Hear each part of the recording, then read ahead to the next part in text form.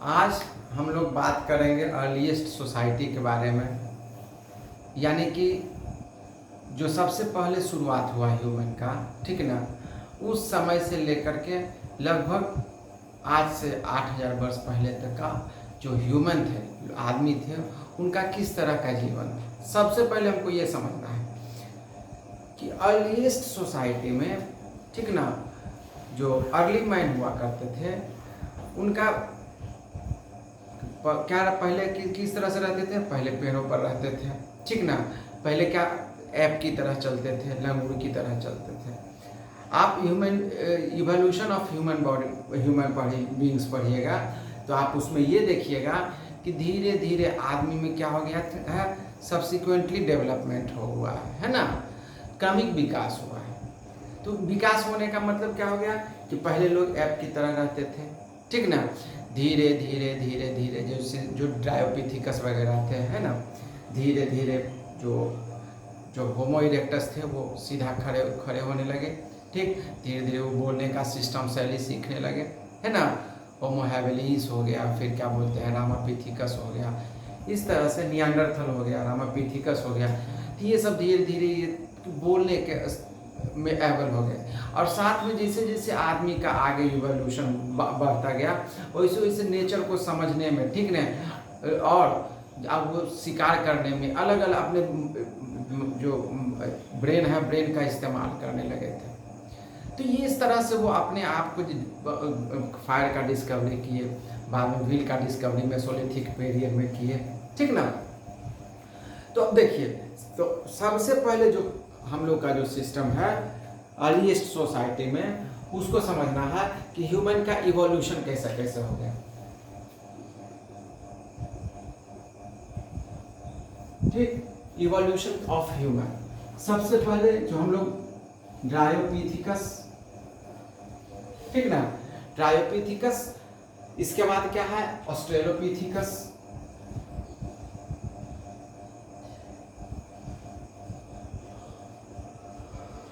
ठीक। तो ड्रायोपिथिकस जो था, ठीक, उसका जो ब्रेन हुआ करता था वो 400 से लेकर के 500 सीसी के बीच हुआ करता था, ठीक। उसके बाद आपका रामापिथिकस, ठीक ना। अब देखिए धीरे धीरे जैसे जैसे ह्यूमन बीइंग्स बढ़ता गया, वैसे वैसे इसका ब्रेन का जो साइज है वो धीरे धीरे धीरे धीरे क्या होने लगा, बढ़ने लगा। उसके बाद आया होमो हैबिलिस आया, उसके बाद होमो इरेक्टस आया, ठीक। उसके बाद आपका नियांडरथल आया और अब होमो सेपियंस आया, ठीक। अब देखिए तो इसमें जो ड्रायोपिथिकस था इसका 400 से लेकर 500 सीसी के बीच होता है। सीसी आप लोग क्यूबाइड पढ़े होंगे, क्यूबिक पढ़े होंगे, ठीक ना। उसमें सीसी का मतलब होता है क्यूबिक सेंटीमीटर, यानी कि जो हम लोग जो मेजर करते हैं उसको सीसी में, क्यूबिक सेंटीमीटर में ब्रेन को जो मेजर करते हैं, ठीक। उसके बाद स्ट्रेलोपिथिकस में क्या था, धीरे धीरे इसका ब्रेन बढ़ता गया। अब देखिए उसके बाद होमो हैबिलिस जो था कुछ मतलब बोलने का ट्राई शुरू किया वहां से, ठीक। जैसे जैसे ह्यूमन का इवोल्यूशन के साथ साथ उसका ब्रेन का भी इवोल्यूशन हो गया, तो वो समझने लगा सारा नेचर, प्रकृति, है ना, वो आसपास जो शिकार करता था, जीव जंतु जानवर को समझने लगा था, ठीक ना। अपने आसपास धीरे धीरे धीरे धीरे वो सोसाइटी लोगों के बीच इंटरेक्ट करने के लिए क्या करने लगा, एक दूसरे के साथ कम्युनिकेशन स्किल शुरू किया। मतलब सबसे पहले ये स्टार्ट किया था होमो हैबिलिस, ठीक ना, बात करने के लिए। लेकिन होमो इरेक्टस जो था वो प्रोमिनेंट रूप से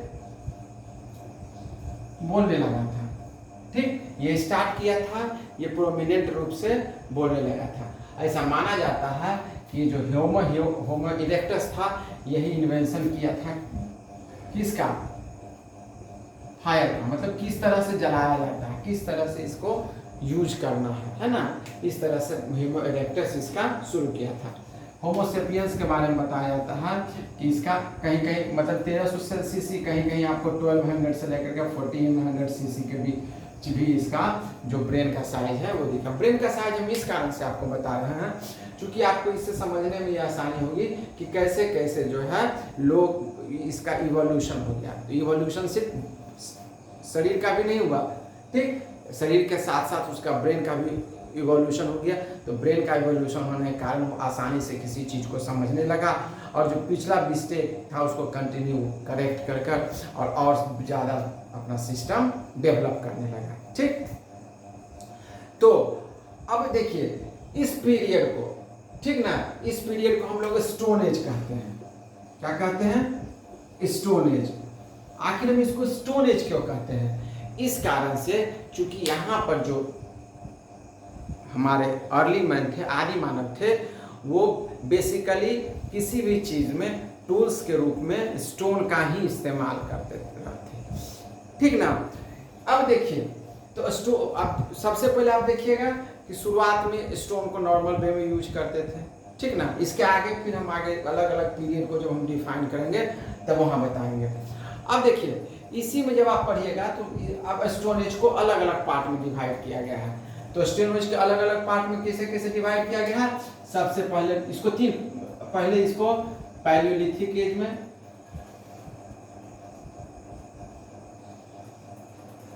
ठीक, ये जो ह्यूमन का कंटिन्यू डेवलपमेंट हो गया था, ठीक है ना। डेवलपमेंट का सेंस अब जो हम बता रहे हैं, अब डेवलपमेंट का सेंस हम इस तरह से बता रहे हैं कि मानव जो है अपने आसपास जो वस्तु है, जो उसका टूल्स है, ये सब जो इस्तेमाल करना शुरू किए, ठीक ना। और ये सब इस्तेमाल और बेहतर कैसे करते गए हम उसके बारे में चर्चा करते हैं। आप लोग को पता होगा जो पैलियोलिथिक पीरियड होता है, ठीक ना। पैलियोलिथिक पीरियड में बेसिकली आइस एज था, ठीक है। आपको जब ज्योग्राफी पढ़िएगा, ज्योग्राफी पढ़ाएंगे तो उस समय आपको बताएंगे कि हर एक सर्टेन इंटरवल्स के बाद, ठीक ना, एक होलोसिन पीरियड के बाद एक आपका आइस एज आता है, फिर इंटर आइस एज आता है, ठीक, फिर आइस एज आता है, फिर इंटर आइस एज आता है। तो ये पैलियोलिथिक एज था, इसका शुरुआत कब से माना जाता है? 5 लाख साल से लेकर के जो हम लोग पढ़े इसमें पढ़ेंगे 5 लाख से 10,000 ईयर्स के BC के बीच, ठीक। अब देखिए तो इसको अलग अलग पार्ट में डिवाइड किया गया है। जैसे एक होता है लोअर पैलियोलिथिक एज।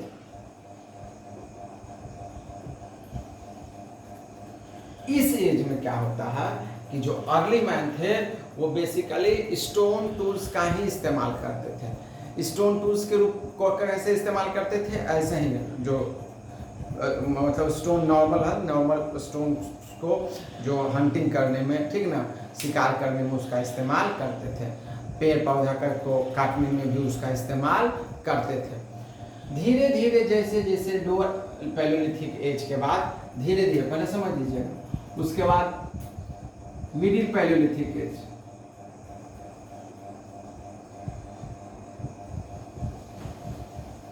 तो धीरे धीरे वो स्टोन को क्या किए, स्टोन टूल्स को धीरे धीरे शार्प करना शुरू किए और एक एक्स के रूप में उसको बनाने लगे, इस्तेमाल करने लगे, ठीक ना। वो जो था चॉपर होता था, जिससे क्या धीरे धीरे आसानी से क्या होने लगा, जानवरों को शिकार करने में या पेड़ों वगैरह को काटने में आसानी से, तो फिर उसका इस्तेमाल, उसको धीरे धीरे धीरे धीरे शार्प करना शुरू किए। आपको पता होगा कि जो अपर पैलियोलिथिक एज में जो ये स्टोन टूल्स था उसका इस्तेमाल जो करने लगे वो पीछे उसको शार्प हो गया। कहीं पर आपको मिलेगा, अगर मतलब ये कहीं पर जो इस तरह का शेप का मिलता है, ये इस तरह के शेप का आपको एक्स के रूप में मिलता है। कहीं आपको जो एक्स के रूप में जो एक्स मिलता है इस तरह का रेक्टेंगल शेप में मिलता है, ठीक। उसके बाद कहीं आपको मिलता है इस तरह के शेप में मिलता है। ये इस तरह का से बेसिकली जो कश्मीर के आसपास का एरिया है वहाँ पर ये आपको सबसे ज़्यादा मतलब मिला है। ये आपको साउदर्न पार्ट में कर्नाटका वगैरह के आसपास इस तरह का मिला है। बाकी मिडिल पार्ट में या फिर ईस्टर्न पार्ट में इस तरह का एक्स मतलब जो स्टोन होता था, स्टोन का इस तरह का ये आपको शार्प किया होता था। ये जो आपको मिडिल पैलियोलिथिक एज में क्या होता था, मिडिल पैलियोलिथिक एज में ये धीरे धीरे पॉलिश्ड, ये नॉर्मल होता था, धीरे धीरे इसको पॉलिश्ड किया जाने लगा और शार्प किया जाने लगा। किस एज में? मिडिल पैलियोलिथिक एज में। और अपर पैलियोलिथिक एज में धीरे धीरे उस स्टोन्स को पीछे से यूज मतलब अलग अलग तरह का हथियार मतलब बोन्स वगैरह इस्तेमाल करके या लकड़ी वगैरह इस्तेमाल करके उसको और ज़्यादा आसानी से इस्तेमाल किया जाने लगा। ठीक, अब देखिए इसमें जो पैलियोलिथिक एज है बेसिकली मिडिल पैलियोलिथिक एज जो कि माना जाता है, या लोअर पैलियोलिथिक एज जो कि माना जाता है 5 लाख से लेकर के 2 लाख वर्ष के बीच का जो पीरियड है, समझ में आया ना। इस समय का जो पीरियड है उस समय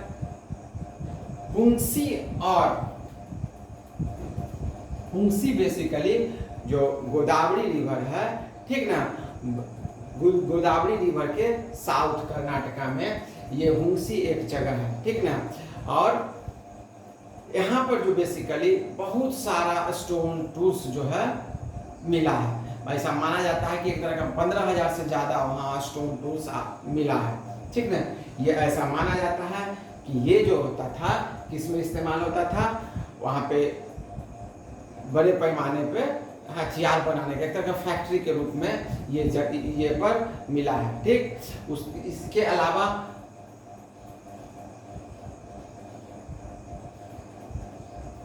ठीक ना, आपका बैचबाल एक जगह था कर्नाटका के पास ही, बेसिकली हुंसी के बारे में ही ज़्यादा वहाँ पर मिला है, ठीक। अब देखिए ये जो अलग अलग पैलियोलिथिक एज का ये अलग अलग पार्ट्स होता है। अपर पैलियोलिथिक एज आते आते आप मानकर चलिए कि ये जो अर्ली मैन था वो फायर का क्या क्या कर लिया, इन्वेंशन हो चुका था, ठीक। अब देखिए इस समय जो बेसिकली था वो केव पेंटिंग्स, केव आर्ट का इस्तेमाल किया जाता था, यानी कि केव पेंटिंग्स। अब केव पेंटिंग क्या होता है सो देख समझिए। केव पेंटिंग्स होता है, आपको अर्ली मैन जो होते थे वो कहाँ पर रहते थे, मोस्टली गुफा में ही रहते थे, केव्स में ही रहते थे। तो जब वहाँ बैठे हुए रहते थे, बैठे रहते होंगे, ठीक ना, तब वहाँ पर वो अपने साथ जो उनका स्टोन होता था उससे वो अलग अलग तरह का जो फिगर है, चित्र है वो बनाते। चित्र कौन सा बनाते रहते थे, ठीक ना, कि कहीं शिकार का भीमबेटका वगैरह जो जगह है वहाँ पर जो है, ठीक ना, शिकार किस तरह से कर रहे हैं, मार रहे हैं ना, इस मतलब अलग अलग तरह का जो प्रीवियस जो वीडियोस है उसमें भी आपको समझाया होंगे वहाँ पे, ठीक ना। तो देखिए इस तरह का अलग अलग पेंटिंग्स जो है वहाँ अंदर बैठे हुए रहते होंगे। तो इस तरह का वो जो वहाँ पे दीवार होता था, दीवार पे इस तरह का अलग अलग पत्थर से ही फिगर बनाया, उसी को हम लोग केव आर्ट या केव पेंटिंग्स भी कहते हैं, ठीक। अब देखिए इस समय प्री हिस्टोरिक पीरियड में, पैलियोलिथिक एज में, ठीक ना, बेसिकली जो के पेंटिंग्स है उससे यह अनुभव होता है कि वहाँ लोग जो है जानवर है, बर्ड्स है, ठीक ना, उसको कैसे शिकार किया जाता है ना, एक्सिबिट एनिमल्स वगैरह के बारे में वहाँ पे वहाँ से मिलता है, ठीक। इसके अलावा इसका जो रिमेन्स है इस पीरियड का रिमेन्स जो है वो आपको नासिक में भी मिलता है। आप समझिए सबसे पहले जब इसका जो फ्लोरिश धीरे धीरे धीरे धीरे मतलब आप मानकर चलिए इधर कश्मीर की ओर और इधर आपको साउथ में कर्नाटका की ओर, ठीक ना, बाद में फिर आंध्र प्रदेश की ओर ही उसका अब आगे देखिएगा कि धीरे धीरे छोटा नागपुर की ओर, छोटा नागपुर पठार से होते हुए धीरे धीरे आसाम तक मेसोलिथिक आते आते विस्तार हुआ है, ठीक। अब देखिए ये आपका पैलियोलिथिक एज था, ठीक। इसके अलावा सेकेंड जो आपका है, तो जो स्टोन एज है उसको टाइम के हिसाब से कितने पार्ट में डिवाइड किया गया है। तो पहला पैलियोलिथिक एज है, जिसको कि lower palaeolithic age, middle palaeolithic age और अपर पैलियोलिथिक एज। दूसरा है आपका मेसोलिथिक एज,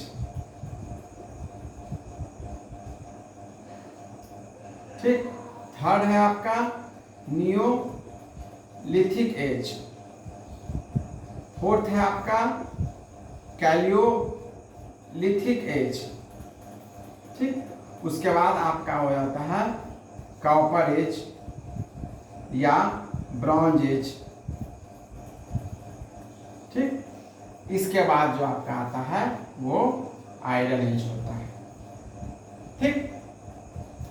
तो जो मेसोलिथिक एज था वो बेसिकली 10,000 से लेकर के, ठीक ना, 8,000 BCE के बीच का जो पीरियड है वो मेसोलिथिक एज का ये पीरियड माना जाता है।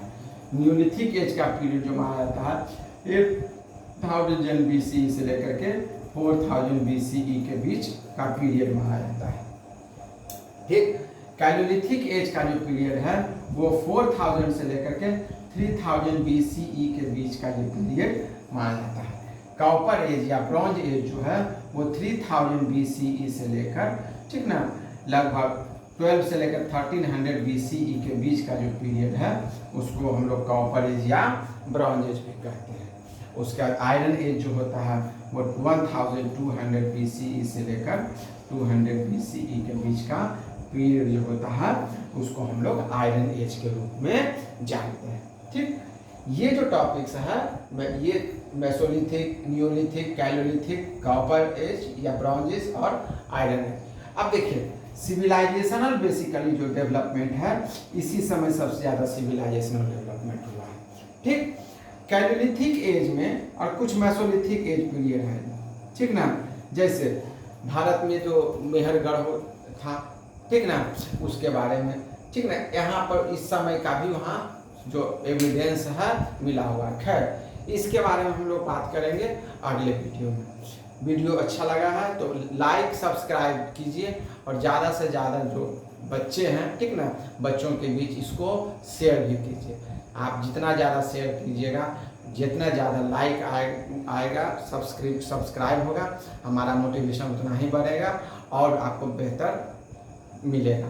अभी ये जो भी बताया जा रहा है सब बेसिक्स है, फंडामेंटल है, जिससे कि आपको टॉपिक्स को समझने में आसानी होगी, ठीक ना।